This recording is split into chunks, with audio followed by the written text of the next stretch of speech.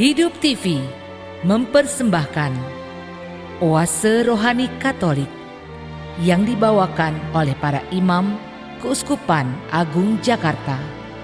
Selamat menyaksikan. Ibu bapak, saudara-saudari yang terkasih, oma opa dan adik-adik sekalian yang dikasih Tuhan, Shalom. Salam jumpa kembali bersama saya Romo Renaldo Antoni Haryanto dalam program Oase Rohani Katolik pada edisi hari ini 3 April 2021, Hari Vigili Paskah. Apa kabar Anda semua? Semoga selalu dilimpahi kesehatan, kegembiraan, dan berkat Tuhan. Sebelum kita merenungkan bacaan-bacaan dan juga inspirasi yang bisa kita petik pada hari ini, mari kita awali perjumpaan kita ini dengan doa. Dalam nama Bapa dan Putra dan Roh Kudus. Amin. Allah Bapa kami yang Maha Kasih, Engkau adalah Allah yang tak pernah ingkar janji. Engkau adalah Allah yang setia, mengusahakan berbagai macam cara untuk menyelamatkan manusia. Pada hari ini, terbuktilah kesetiaan-Mu bagi kami semua ketika Engkau membangkitkan Kristus Sang Juru Selamat kami. Engkau tidak membiarkan Dia berlama-lama dalam kematian, tetapi Engkau memperkenankan Dia bangkit kembali, hidup untuk tinggal bersama-sama dengan kami. Ya Bapa, semoga perayaan kebangkitan Tuhan yang kami kenangkan pada hari ini membawa kami pula pada kebangkitan kehidupan kami dari dosa-dosa, dari kehidupan yang lama.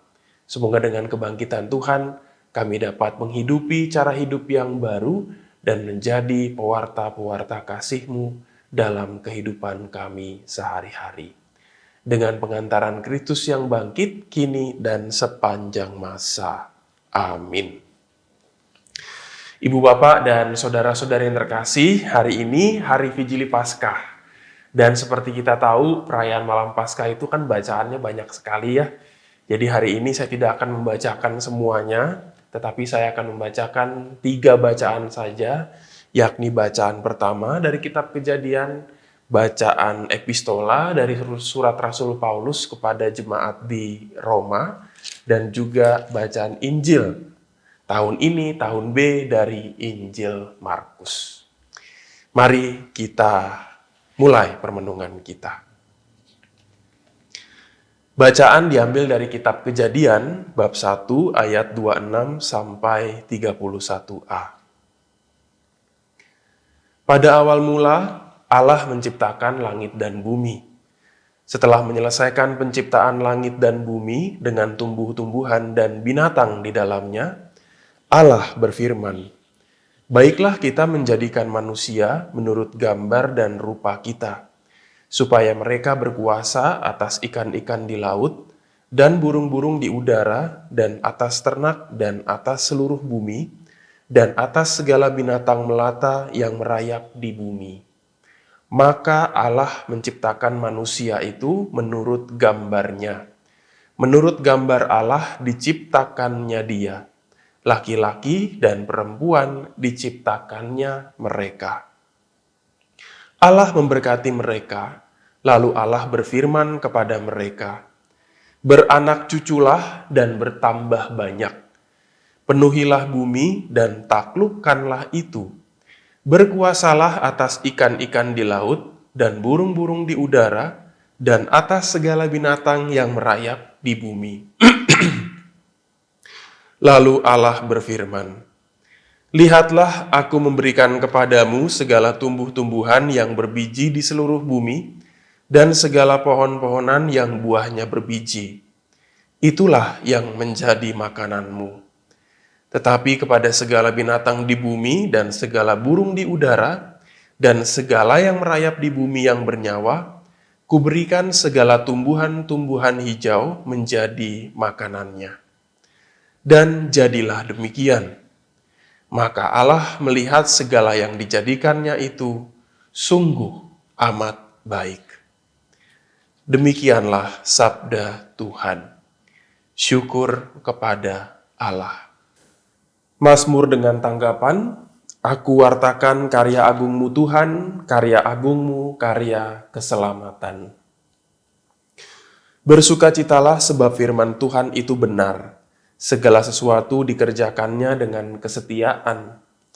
Ia senang pada keadilan dan hukum, bumi penuh dengan kasih setianya. Aku wartakan karya agungmu Tuhan, karya agungmu, karya keselamatan. Oleh firman Tuhan, langit telah dijadikan. Oleh nafas dari mulutnya diciptakan segala tentaranya. Ia mengumpulkan air laut seperti dalam kantung, samudra raya ditaruhnya dalam bejana. Aku wartakan karya agungmu Tuhan, karya agungmu, karya keselamatan. Berbahagialah bangsa yang Allahnya Tuhan, suku bangsa yang dipilih Allah menjadi milik pusakanya. Tuhan memandang dari surga dan melihat semua anak manusia. Aku wartakan karya agungmu Tuhan, karya agungmu, karya keselamatan. Jiwa kita menanti-nantikan Tuhan, Dialah penolong dan perisai kita.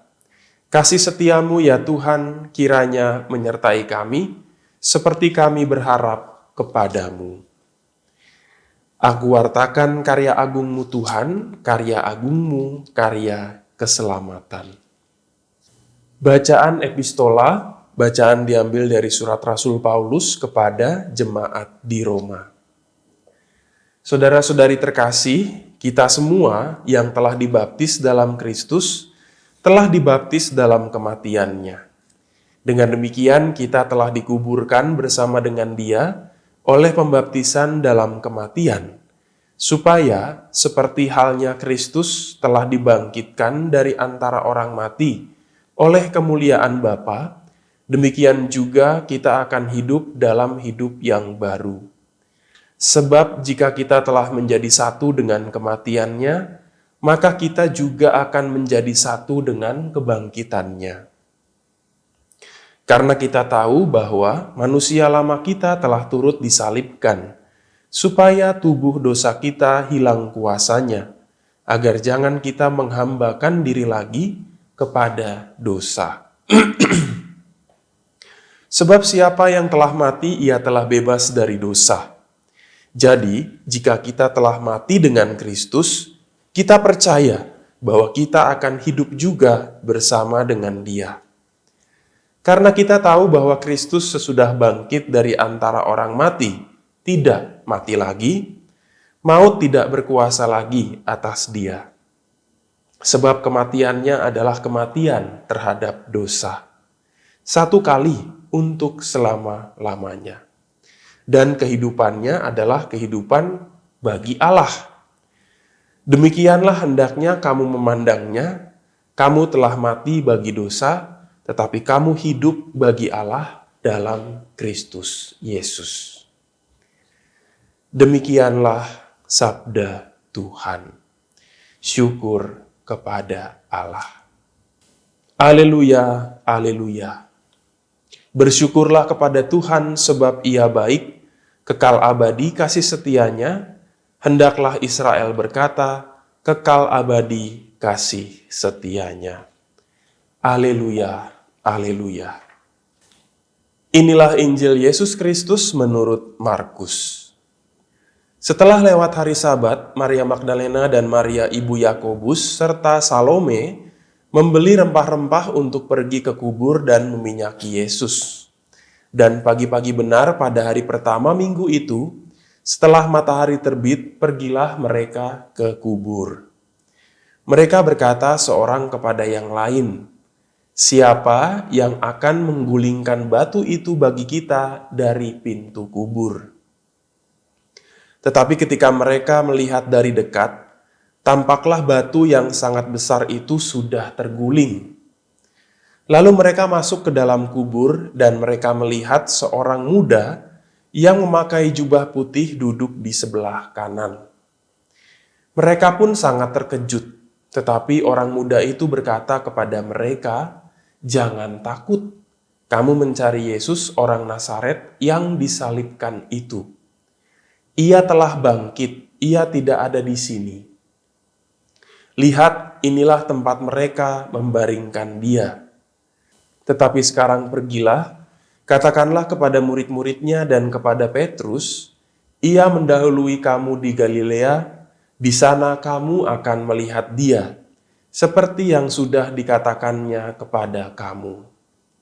Lalu mereka keluar dan lari meninggalkan kubur itu, sebab gentar dan dahsyat menimpa mereka. Mereka tidak mengatakan apa-apa kepada siapapun juga karena takut. Demikianlah Injil Tuhan. Terpujilah Kristus. Ibu bapak dan saudara-saudari yang terkasih, oma opa dan adik-adik sekalian yang dikasih Tuhan. Hari ini adalah hari pemenuhan janji Allah. Saat Allah bertindak, Kristus yang telah wafat untuk kita beralih dari alam maut menuju kehidupan kebangkitan. Kita kenangkan penyelamatan ini dalam perayaan Ekaristi pada hari ini. Nah, saudara-saudara yang terkasih, sebelum kita masuk dalam permenungan malam Paskah hari ini, saya ingin mengajak kita sekalian untuk mundur sejenak, untuk melihat kembali perjalanan Yesus yang begitu setia mengemban tugas dari Bapaknya sampai pada hari ini. Kita hari-hari kemarin sudah mengenangkan dan mendengarkan kembali kisah sengsara, kisah penderitaan Tuhan kita, Yesus Kristus.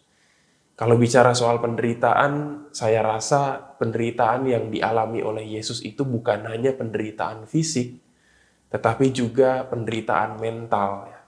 Saya kira Anda semua juga pernah mengalami penderitaan fisik dan juga penderitaan mental. Mana yang lebih sakit ya? Badan terluka atau hati yang terluka? Silakan Anda pilih sendiri ya. Tapi yang jelas Yesus meskipun kita tahu dia dicambuk, dia didera, dia disesah, dia dilempari batu, diludahi, dia tidak hanya menderita secara fisik ya, tetapi mentalnya juga menderita. Jadi memang seluruh dirinya itu yang menderita, bukan hanya soal bagian badan, tetapi juga apa yang di dalam dirinya. Pengalaman penderitaan secara mental yang dialami Yesus ini terjadi segera setelah perjamuan malam terakhir yang kita rayakan pada hari Kamis Putih yang lalu. Waktu itu kita mendengar dan kita tahu dalam perjamuan malam terakhir Yesus mengingatkan dan mengatakan kepada para murid supaya mereka itu saling mengasihi. Kenapa perintah ini menjadi penting? Karena Yesus sadar hanya dengan saling mengasihi orang itu dapat menjadi kuat. Kuatnya itu bersama-sama. Bahkan jika orang-orang di dalamnya mengalami penderitaan seperti yang dialami oleh Yesus. Menderita secara fisik, juga menderita secara mental. Nah, pertanyaannya kan, mengapa kok akhirnya meskipun Yesus menderita seperti itu, dia bisa kuat sedemikian rupa, sampai akhirnya menyelesaikan tugasnya di kayu salib? Ya karena dia sadar bahwa Yesus menjalani semuanya tidak seorang diri. Meskipun kita lihat secara kasat mata, murid-muridnya meninggalkan dia, banyak orang-orang yang tadinya percaya tidak percaya lagi malah berbalik menyalibkan dia. Tetapi Yesus sadar bahwa ada Bapa di surga yang terus mencintai, Bapa di surga yang terus mengasihi dia. Kesadaran ini yang akhirnya membuat Yesus itu kuat. Dan harapannya ketika Yesus itu mengatakan kepada murid-murid, kasihilah satu orang kepada yang lain, seperti aku, seperti Bapa mengasihi aku, dan seperti aku mengasihi kamu.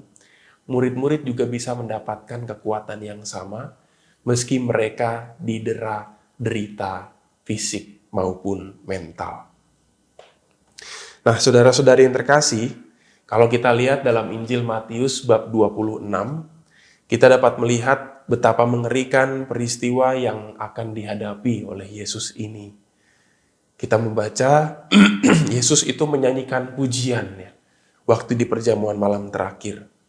Dan setelah menyanyikan pujian, Yesus berkata bahwa iman para murid akan tergoncang melihat apa yang akan terjadi. Iman para murid akan tergoncang ketika mereka melihat gurunya itu dibawa ke pembantaian. Sang guru, Tuhan, sang gembala mereka akan dibunuh. Lalu mereka, domba-domba, akan tercerai-berai. Namun, Yesus menegaskan, nanti setelah bangkit, Yesus akan mendahului mereka ke Galilea. Ya. Jadi nubuatnya ini sudah dikatakan sebelumnya, sebelum semuanya terjadi. Dengan harapan nanti pada saatnya para murid itu ingat, oh, ini sudah dikatakan lebih dulu sama Yesus, supaya mereka tidak kaget dan tidak terus mengurung diri dalam kesedihan dan duka cita. Ya. Dia akan menepati pada saatnya janji yang telah dinubuatkan itu. Janji bahwa dia akan mendahului mereka ke Galilea dan akan menyatukan mereka kembali. Jadi meskipun domba-dombanya ini, murid-muridnya nanti akan tercerai-berai, namun gembala tidak akan pernah meninggalkan mereka. Pada saatnya gembala akan kembali dan memanggil domba-domba itu. Nah, inilah kekasan orang Kristiani ya, kekasan kita ya. Kita memiliki satu gembala, yaitu Kristus yang bangkit. Dan akan kembali menarik mereka, siapapun kita, murid-muridnya yang tercerai-berai. Ya, tercerai-berainya ini bisa disebabkan oleh berbagai macam hal ya. Dalam pengalaman, kadang-kadang saya menjumpai banyak orang yang akhirnya meninggalkan imannya terhadap Tuhan Yesus, misalnya karena menikah dengan orang beragama lain, misalnya karena dia diliputi kekhawatiran, lalu merasa bahwa imannya tidak bisa menjawab kekhawatirannya, bisa juga karena kekecewaannya terhadap figur gereja yang hadir di dalam kehidupan dia. Dia merasa gereja tidak pernah menolong, lalu dia merasa udahlah saya keluar aja dari gereja gitu. Tapi pada saatnya Yesus akan mengundang mereka kembali dan menyatukan kembali domba-domba dalam satu gembala. Nah, saudara-saudari yang terkasih, setelah perjamuan malam terakhir, kita kan dalam hari habis hari Kamis Putih, kita akan merayakan atau melanjutkannya dengan ibadat tuguran. Ibadat itu dimaksudkan untuk menemani Yesus yang pada saat itu mulai mempersiapkan diri menyambut tugas dari Bapaknya. Dalam kisah kitab suci, kita tahu bagaimana peristiwa ini terjadi di sebuah taman yang bernama Getsemani di Bukit Zaitun. Yesus masuk ke sebuah taman. Ada satu lagi taman yang terkenal dalam kitab suci yang ada disebut di bagian awal kitab suci, yaitu apa? Taman Eden ya. Jadi seolah-olah sepertinya kitab suci itu mau menjajarkan dua taman yang bersejarah ini sebagai taman yang tempat di mana terjadilah dosa, Taman Eden, dan terjadilah juga sebaliknya penebusan akan dosa, yaitu Taman Getsemani. Di Taman Eden, Adam itu tidak mau menanggung dosa. Dia justru memberikan dan menyalahkan dosa yang telah terjadi itu kepada orang lain ya. Kita ingat waktu Allah menanyakan kepada Adam, kenapa kamu telanjang dan kenapa kamu makan buah pengetahuan yang saya larang itu? Dia tidak mengatakan, ya Tuhan saya salah, enggak. Tetapi dia menyerahkan kesalahannya kepada istrinya, kepada orang terdekatnya, yaitu Hawa. Dosa tuh kayak gitu ya. Jadi kita cenderung untuk menyalahkan orang-orang di luar kita atau menyalahkan lingkungan di luar kita. Defense mechanism yang seringkali terjadi dalam diri kita. Adam juga seperti itu. Nah, di Taman Getsemani, apa yang dibuat oleh Adam di Taman Eden itu dibalikkan, ditebus. Maka Yesus sebagai Adam baru itu memanggul dosa-dosanya. Dia tidak menyerahkan hukuman atas dosa kepada siapapun. Dia ambil hukuman itu dengan seluruh dirinya. Ya, seolah-olah dia yang berdosa. Padahal Yesus nggak berdosa sama sekali. Tetapi dia mengambil seluruh hukuman atas dosa-dosa itu kepada dirinya. Di Getsemani juga, Yesus melakukan apa yang tidak dibuat oleh Adam di Taman Eden, yaitu berdoa kepada Bapanya. Di Taman Eden, ketika Allah datang mencari Adam, apa yang Adam lakukan? Dia dan istrinya bersembunyi. Mereka berlari dari Allah. Sedangkan di Taman Getsemani, Yesus justru berdoa kepada Bapanya dalam sakratul maut dan menyerahkan seluruh kehendak pribadinya kepada kehendak Bapa. Di taman itu Yesus mengatakan, Tuhan, jikalau engkau mau, engkau dapat melewatkan cawan ini daripadaku, tetapi bukan atas kehendakku, melainkan atas kehendakmu. Kalau ibunya mengatakan, terjadilah padaku menurut kehendakmu, suaminya, Bapak Yosef, ayah dari Yesus, melaksanakannya dengan tindakan. Yesus melaksanakan ketaatan dengan dua-duanya.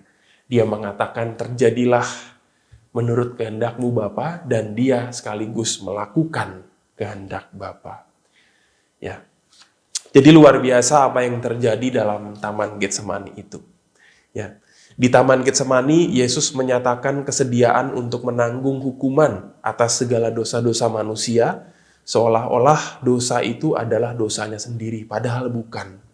Dosa yang dimaksud adalah dosa sejak awal mula manusia.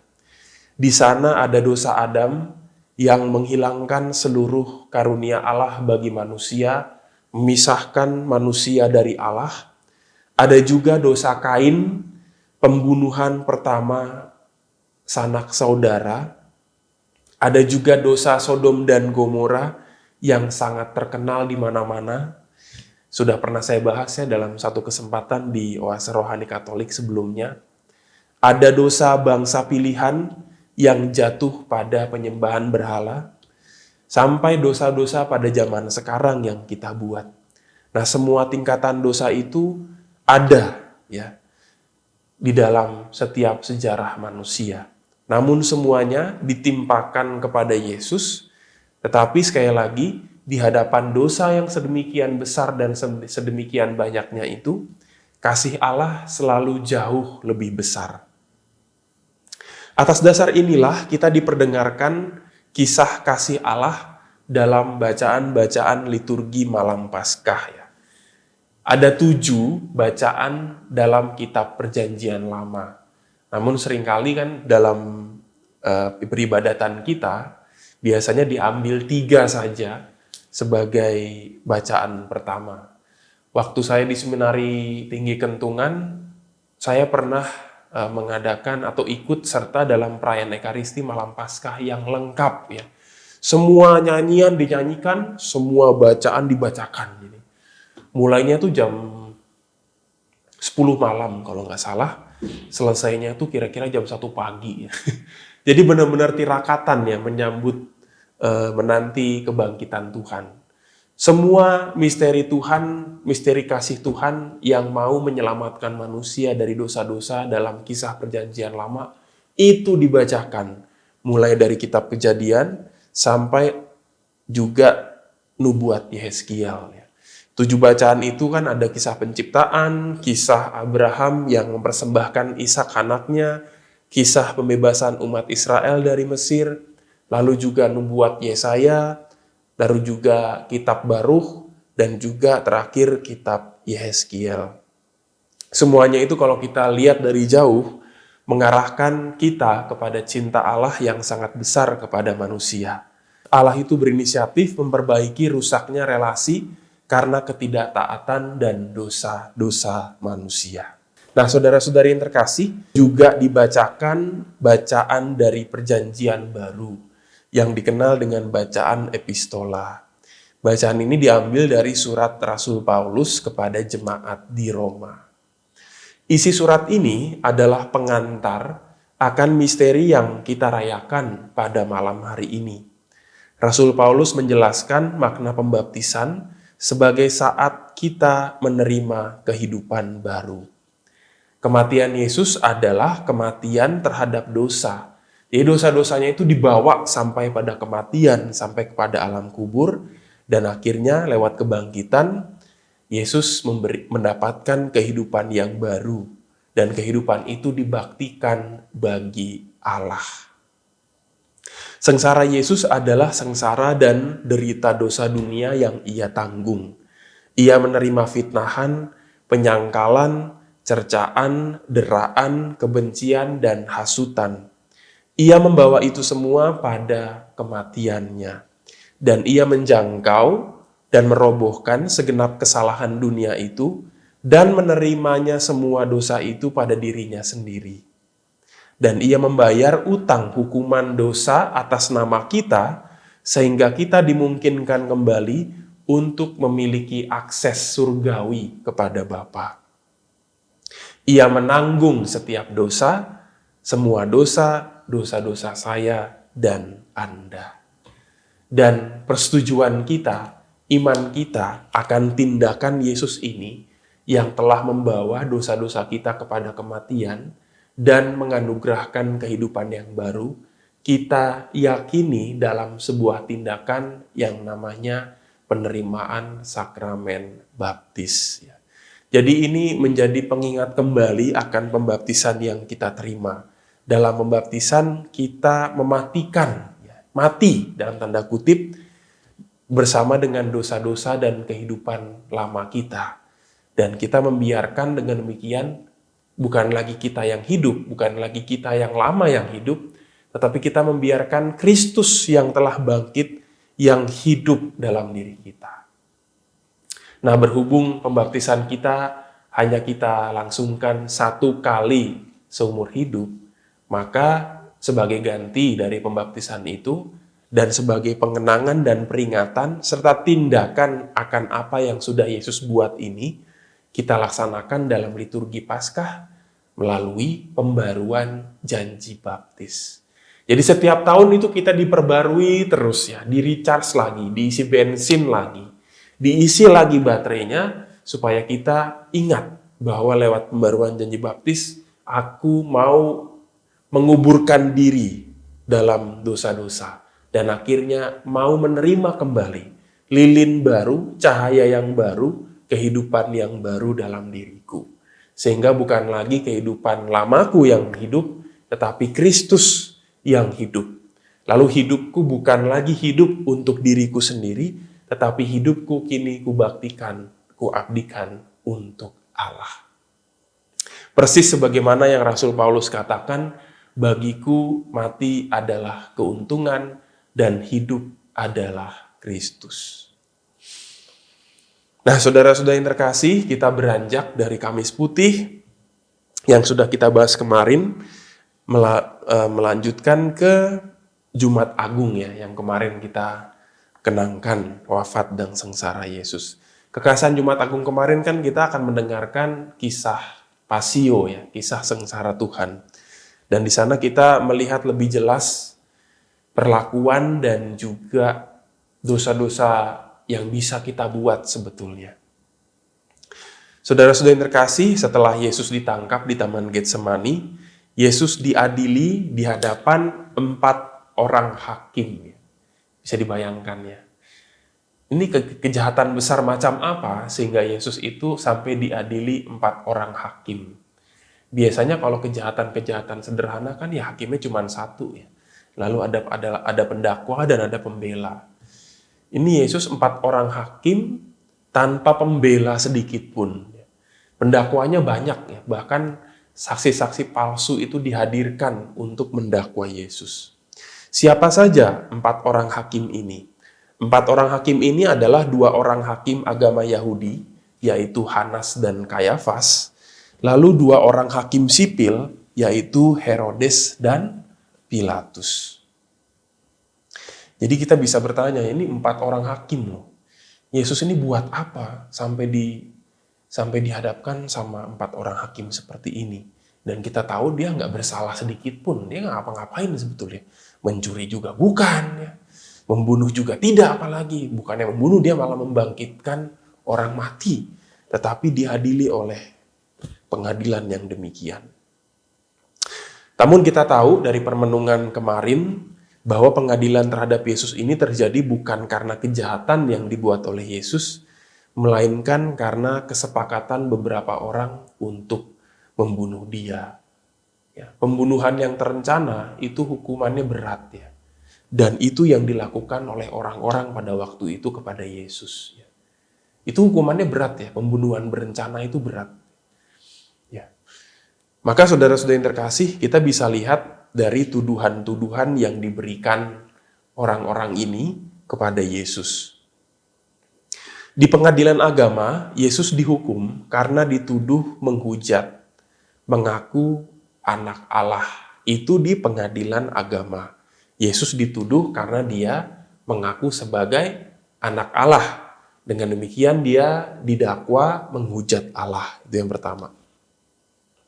Lalu di pengadilan sipil, tuduhan sebagai anak Allah ini tidak bisa dipakai di pengadilan sipil. Karena pengadilan sipil itu kan berhubungan dengan hukum sipil, hukum negara. Ya kalau dituduh menghujat Allah itu nggak ada dalam aturan sipil, ya. Maka di pengadilan sipil, Yesus itu dibuat dengan tuduhan baru oleh orang-orang Yahudi, yaitu pengkhianatan terhadap kaisar. Mereka mengatakan bahwa Yesus itu melarang orang-orang untuk membayar pajak kepada kaisar. Padahal yang mau melawan kaisar itu bukan Yesus, tetapi para pemimpin agama. Jadi ironis gitu. Mereka yang sebetulnya benci terhadap kaisar, tetapi mereka proyeksikan itu kepada Yesus. Mengapa mereka bisa benci terhadap orang-orang Romawi? Ya, karena orang-orang Romawi ini kan telah menjajah orang-orang Yahudi, ya. Mata uang yang dipakai bukan lagi mata uang Yahudi, tetapi mata uang negara Romawi. Bahkan juga negara Romawi ini menarik pajak kepada mereka. Oleh karena itu, ya paling pas supaya negara bisa menghukum seseorang, ya dituduhkan saja bahwa dia ini sedang melakukan pembangkangan. Jadi di sini kita bisa melihat betapa munafiknya para pemimpin agama pada waktu itu, ya. Ya, yang benci itu mereka, tetapi mereka membuat seolah-olah Yesus yang melakukan itu. Jadi jelas, ya, dosa mereka itu ditanggungan oleh Yesus. Dosanya pemimpin agama dijalankan oleh Yesus. Yang harusnya dihukum adalah mereka, tetapi dijalankan oleh Yesus. Bahkan ketika Pilatus itu, kalau kita ingat, mengatakan kepada orang-orang Yahudi dan para pemimpin agama, Pilatus itu mengatakan, inilah rajamu. Lalu dengan serempak dan kompak, para pemimpin agama dan orang-orang Yahudi menjawab, kami tidak memiliki raja selain kaisar. Padahal mereka benci sama kaisar, tetapi supaya Yesus itu dihukum, bisa-bisanya keluar dari mulut mereka, kami tidak memiliki raja selain kaisar. Munafik banget gitu, ya. Nah, pokoknya apapun diperbuatlah oleh orang-orang ini supaya Yesus itu dihukum dan disalibkan. Nah, begitu saudara-saudara yang terkasih, satu inspirasi dan satu cerita kembali yang mau saya bagikan kepada Anda untuk melihat kembali gambaran besar yang sudah kita lalui sampai pada hari ini. Nanti kita akan lanjutkan pada sesi yang kedua. Hidup TV mempersembahkan Oase Rohani Katolik yang dibawakan oleh para imam Keuskupan Agung Jakarta. Selamat menyaksikan. Bapak, Ibu, dan saudara-saudari yang terkasih, oma, opa, dan adik-adik sekalian yang dikasihi Tuhan, Mari kita lanjutkan lagi permenungan kita dan juga pembahasan kita dalam perayaan hari ini, Hari Vigili Paskah. Tadi dalam sesi yang pertama saya sudah mengajak Anda untuk mundur dan review sejenak peristiwa-peristiwa yang terjadi yang menghantar kita pada peristiwa pada malam hari ini. Bagaimana Yesus mengingatkan para muridnya supaya mereka tidak terserai-berai, supaya mereka tidak kaget ya terhadap apa yang akan mereka alami selanjutnya, dan bagaimana Yesus menanggung semua dosa-dosa manusia. Yesus menerima segala dosa itu seolah-olah itu adalah dosa mereka, seolah-olah itu adalah dosanya Yesus, tapi padahal itu adalah dosa-dosa para pemimpin agama dan juga orang-orang yang menyerahkan Yesus. Tadi saya juga mengajak Anda melihat bagaimana kemunafikan yang diungkapkan oleh para pemimpin agama dan juga para orang-orang yang menyerahkan Yesus itu ya. Nah, hari ini kita akan melanjutkan pembahasan kita dengan perjalanan Yesus sampai pada kayu salib. Bagi orang kebanyakan, salib itu adalah tanda penghinaan, tanda hukuman orang berdosa. Tetapi kita tahu bagi Allah, bahkan juga bagi Yesus, salib adalah tanda kemuliaannya. Kita sudah mengerti dan diberikan kisi-kisi bahwa salib adalah tanda kemuliaan mulai dari sejak Minggu Prapaskah yang kelima. Ya. Di sana lewat Injil Yohanes, Yesus mengatakan bahwa kematiannya adalah peninggian. Ya. Salib adalah tanda kemuliaan, bukan sekedar kematian yang sia-sia. Bahkan kalau kita lihat-lihat dan kita cermati secara lebih detail, salib menjadi mimbar terakhirnya untuk mewartakan kabar kerajaan Allah. Kalau kita ingat sebelumnya, Yesus pernah memberikan sabda bahagia dari atas bukit ya, dalam khotbahnya yang terkenal.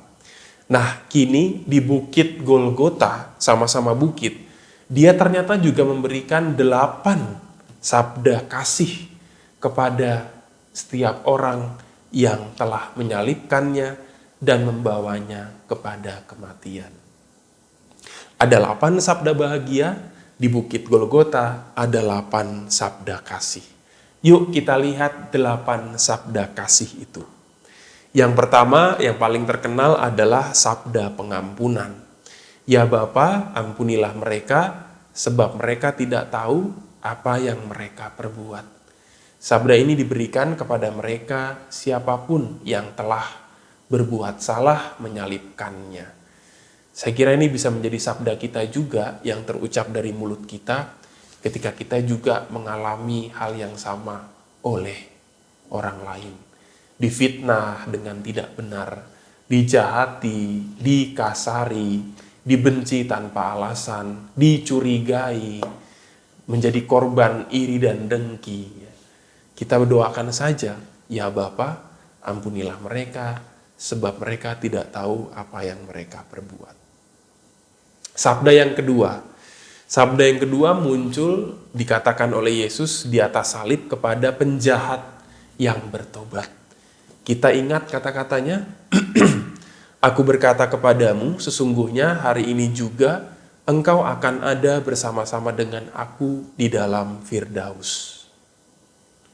Ini menjadi peneguhan secara khusus bagi setiap dari kita, ya para penjahat-penjahat ini, saya juga ya. Penjahat-penjahat manapun lah yang hidupnya jahat, yang memutuskan untuk bertobat ya, pada akhir hidupnya. Yesus mengatakan ini kepada kita. Sesungguhnya hari ini juga engkau ada bersama-sama dengan aku di dalam Firdaus. Sabda yang ketiga adalah Elohi, Elohi, lama sabachthani. Artinya, Allahku, Allahku, mengapa engkau meninggalkan aku? Kalau kita pernah menjerit merasa Allah meninggalkan kita, merasa Allah diam dan tidak berbuat apa-apa terhadap penderitaan kita, seharusnya sabda ini menjadi peneguh buat kita bahwa Yesus juga mengalami apa yang kita alami. Sabda ini bukan lantas menyetujui atau mengafirmasi bahwa memang Allah meninggalkan kita. Tidak. Tetapi Allah itu mau melihat ya, membiarkan kita bertumbuh melalui penderitaan-penderitaan itu. Bayangkan saja kalau pada waktu itu Allah menolong waktu Yesus masih di atas kayu salib. Itu karya keselamatannya tidak akan terjadi karena Yesus harus mati dulu, baru akhirnya Allah bertindak pada saat Yesus bangkit. Allah diam itu bukan berarti dia sengaja diam, tetapi dia menunggu saat yang tepat ya, untuk menolong kita. Dan seringkali saat yang tepat itu berbeda dengan saat yang kita mohonkan. Ya. Kita tuh seringkali maunya buru-buru gitu ya, pengennya cepet-cepet. Padahal kita belum bertindak apa-apa, kita sudah putus asa. Kita belum sempat mengeluarkan yang terbaik dari diri kita, tapi kita sudah patah arang, sudah patah semangat. Sabda ini mewakili hal itu. Itu sabda yang ketiga. Sabda yang keempat, sekaligus sabda yang kelima adalah sabda yang diucapkan oleh Yesus dari atas salib kepada ibunya dan kepada Yohanes muridnya. Yang keempat dan kelima adalah ibu, inilah anakmu. Ibu, inilah anakmu. Ia menyerahkan anaknya, murid-muridnya kepada ibunya. Dan yang kelima, inilah ibumu. Sekaligus juga dia menyerahkan Ibu Maria kepada murid-muridnya, yaitu gereja. Supaya gereja, murid-muridnya, para rasul, kita semua, saya dan Anda, itu memiliki ibu yang sama, ibu yang satu, ibu pelindung kita dan penjaga kita, yaitu Ibu Maria. Udah 5 ya. Yang keenam, aku haus. Aku haus. Itu diucapkan Yesus ketika dia melihat saatnya sudah mau selesai, lalu sebagai penggenapan kitab suci dia mengatakan aku haus ya. Kalau kita lihat-lihat ya saudara-saudara yang terkasih, selama perjalanan Yesus itu rupanya cuma bagian ini saja nih yang dia minta dari manusia. Ya. Karena dia rupanya kayaknya sering kali lebih banyak memberi daripada meminta ya. Bahkan waktu saat dia memanggul salib pun dia masih sering memberi ya. Memberikan penghiburan kepada wanita menangis, memberikan wajahnya yang terpatri pada kain Veronika, apalagi memberikan peneguhan ya kepada para muridnya juga, memberikan pengampunan dari atas salib. Tetapi dia cuma minta satu, Bapak Ibu ya, saya haus, saya minta minum. Tetapi rupanya manusia atas karena dosa-dosanya masih belum bisa mengabulkan permintaannya itu. Ya. Harusnya kalau Yesus haus kan ya, kita buru-buru langsung memberikan air minum yang segar ya. Kalau bisa paling enak kalau lagi haus itu minum apa ya? Minum es kelapa gitu. Kita bawa es kelapa buat Yesus. Tapi di kitab suci nggak ada es kelapa, nggak ada air dingin, nggak ada air yang segar. Sebaliknya malah kita memberikan cuka yang asam. Ya. Cuka yang asam kepada dia. Bayangkan ya. Itu rasanya kalau sudah haus dikasih yang asam-asam kan makin cekak ya, tercekat itu tenggorokan gitu. Ya makin gak enak gitu tenggorokan kalau kita makan yang asam, dan itu Yesus alami gitu. Jangan-jangan sabda ini juga memberi pengingat dan juga peneguran buat kita kalau banyak juga orang-orang yang haus di sekitar kita. Dan kadang-kadang kehausan yang mereka tampakkan itu bukan kata-kata aku haus, tetapi dengan sikap-sikap yang tanpa sadar mereka lakukan. Misalnya haus akan perhatian, haus akan kasih sayang, haus akan penghiburan, haus akan pelayanan kesehatan, haus akan pelayanan pendidikan, atau haus akan makanan yang bergizi misalnya ya. Jadi banyak orang-orang yang sebetulnya haus dan akhirnya mereka mau melegakan dahaga mereka dengan cara-cara yang tidak baik ya. Karena haus itu bisa membuat orang jadi serakah ya. Haus akan kekuasaan juga bisa. Ya, haus akan kekayaan juga bisa ya. Lalu akhirnya bisa membawa pada dosa-dosa yang sama. Itu yang keenam ya. Yang ketujuh, sudah selesai. Itu juga diucapkan oleh Yesus ya. Di dalam Injil Yohanes secara khusus. Yohanes bab 19 ayat 30. Sudah selesai. Sudah selesai ini artinya sudah paripurna. Kita sudah melakukan apa yang kita bisa dan kita serahkan semuanya kepada Bapa.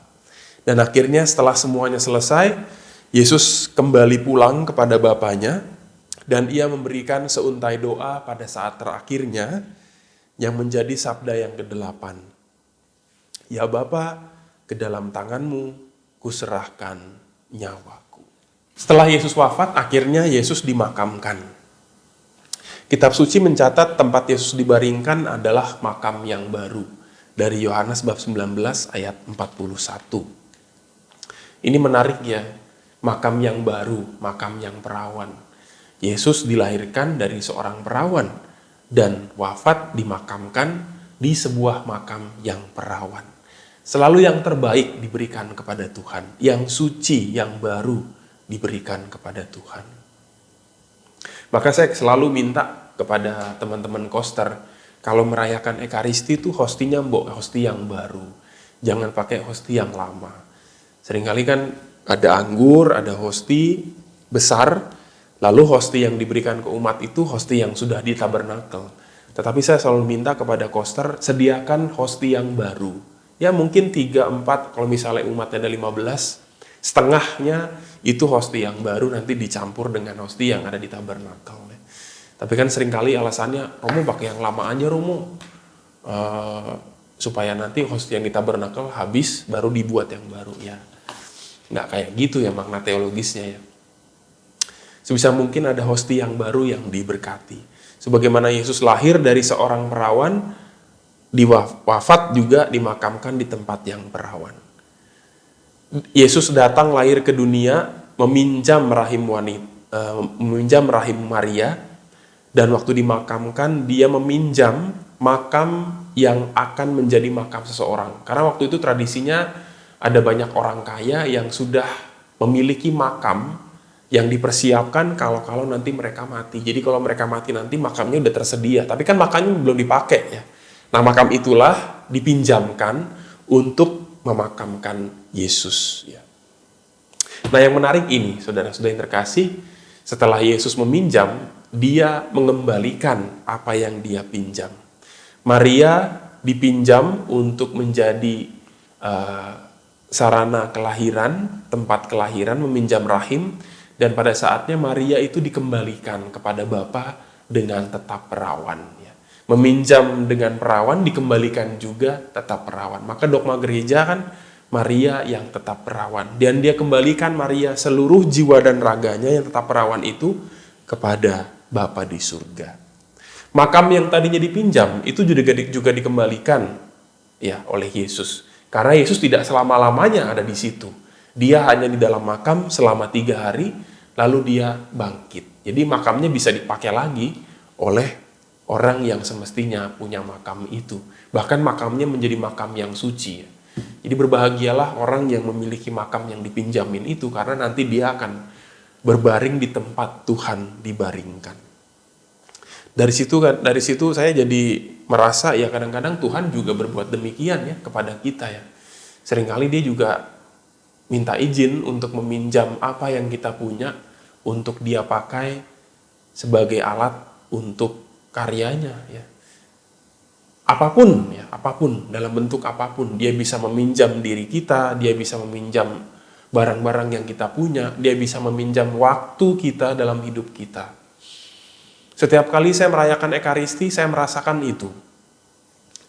Saya selalu berdoa, Tuhan pakailah saya, pakailah mulut saya, pakailah seluruh tubuh saya, supaya misteri keselamatanmu dalam perayaan Ekaristi ini dapat saya lakukan dengan baik. Dalam perayaan Ekaristi, Allah itu sedang meminjam tubuh imam untuk dia pakai untuk menghadirkan misteri keselamatan di altar ini ya. Jadi kalau misalnya Allah mau meminjam ya harusnya kita persiapkan dengan baik ya. Ini kan Allah yang meminjam loh. Jadi jangan sampai barang apa-apa yang mau dia pinjam itu dalam keadaan rusak. Jadi dari situ saya berpikir dan saya merenungkan berarti saya harus mempersiapkan tubuh saya ini dengan sebaik mungkin. Tubuh harus sehat, mulut juga harus baik ya, mata juga harus seger, tangan juga harus baik ya, badan juga harus fit supaya saya bisa berdiri lama ya di balik altar dan dengan itu bisa mengucapkan doa-doa dengan lantang, bernyanyi dengan baik ya, menatap umat juga dengan baik ya. Jadi banyak sekali ini maknanya ya kalau Allah itu mau meminjam apa yang ada dalam diri kita. Dan pada saatnya nanti dia juga akan mengembalikan apa yang sudah dia pinjam dengan berkat yang berkali-kali lipat. Nah, saudara-saudari yang terkasih, malam ini adalah pengenangan akan kebangkitan Tuhan. Ya, dia dengan rela hati menanggung seluruh dosa manusia sampai kepada kematian.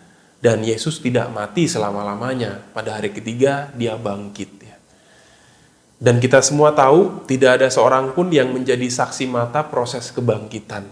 Tadi dalam bacaan Injil kita mendengar bagaimana Maria Magdalena dan Maria ibu Yakobus serta Salome itu menjadi saksi makam kosong. Bukan saksi kebangkitan. Makamnya kosong. Tetapi yang melihat Yesus itu bangkit dari mati itu nggak ada. Mereka datang, makamnya sudah kosong. Yesus sudah tidak ada di situ. Bahkan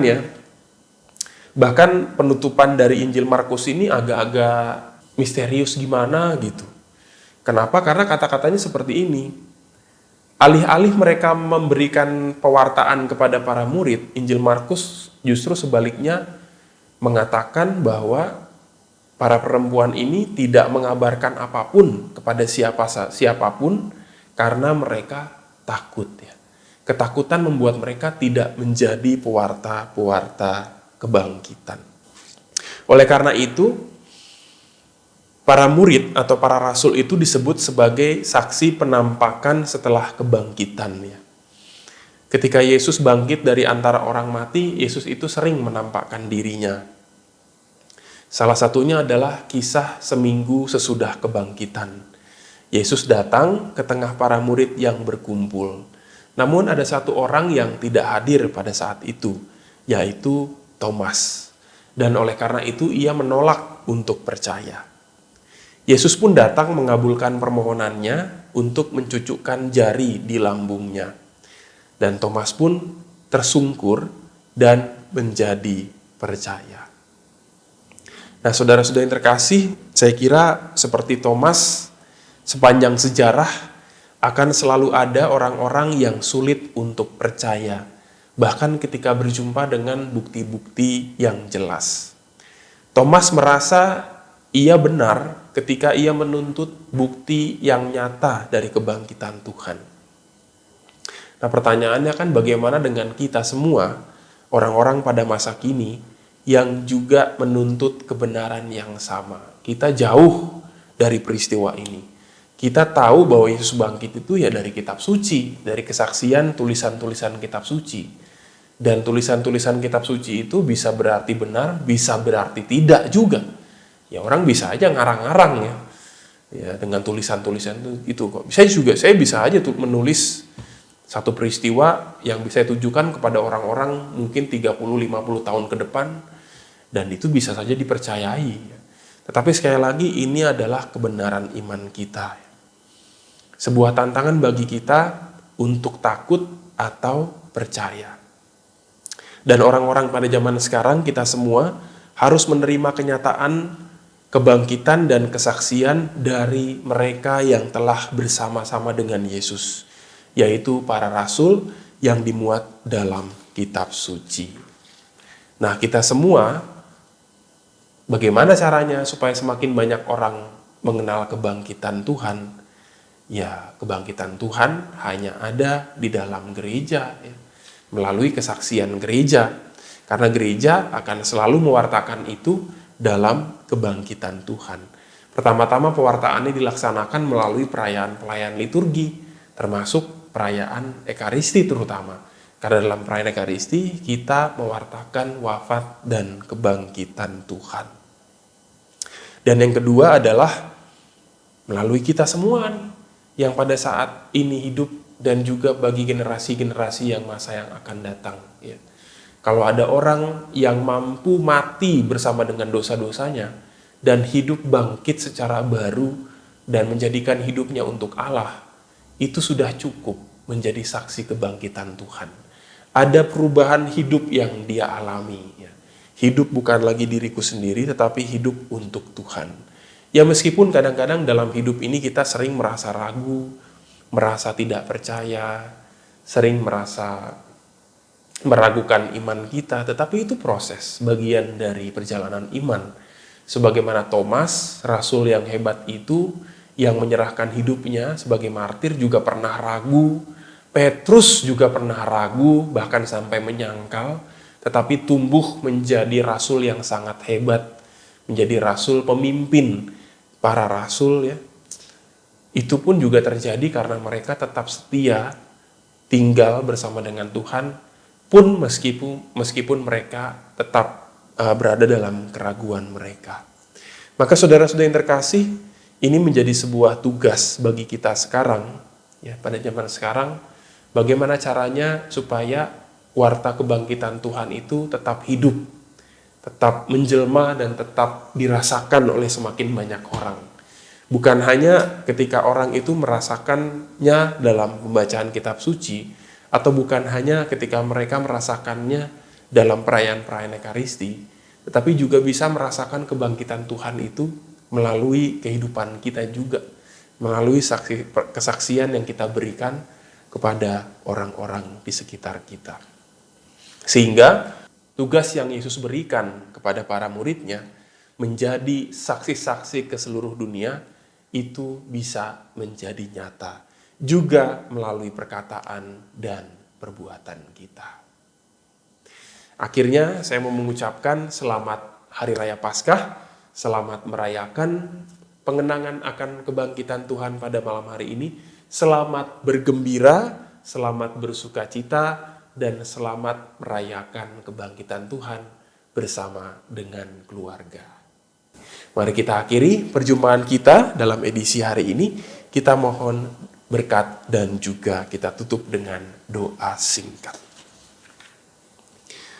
Marilah kita berdoa. Allah Bapa yang Maha Kasih, kami mengucap syukur untuk permenungan pada hari ini. Kami boleh melihat dan merasakan begitu besar cinta-Mu melalui diri Yesus yang mau menerima dosa-dosa kami, membawanya itu kepada kematian, dan akhirnya bangkit kembali untuk juga memberikan kehidupan kekal, kehidupan baru bagi kami. Semoga kematian Yesus ini tidak kami sia-siakan, tetapi juga menjadikan kami tergerak untuk beralih dari kehidupan lama kami yang penuh dengan dosa dan menghidupi kehidupan yang baru dalam Tuhan. Berkati kami ya Bapa dengan rahmat-Mu, agar kami selalu menjadi saksi kebangkitan Tuhan dalam perkataan dan dalam perbuatan kami sehari-hari. Sehingga semakin banyak orang yang tersentuh, yang akhirnya tergerak juga untuk merasakan kasih-Mu yang begitu luar biasa. Demi Kristus Tuhan dan Juru Selamat kami yang bangkit kini dan sepanjang masa. Amin. Tuhan sertamu dan sertamu juga. Semoga kita sekalian, keluarga, komunitas kita senantiasa dilindungi, dilimpahi berkat oleh Allah yang Maha Kuasa, Bapa dan Putra dan Roh Kudus. Amin. Demikianlah oase rohani Katolik yang dibawakan oleh para imam Keuskupan Agung Jakarta. Tuhan memberkati.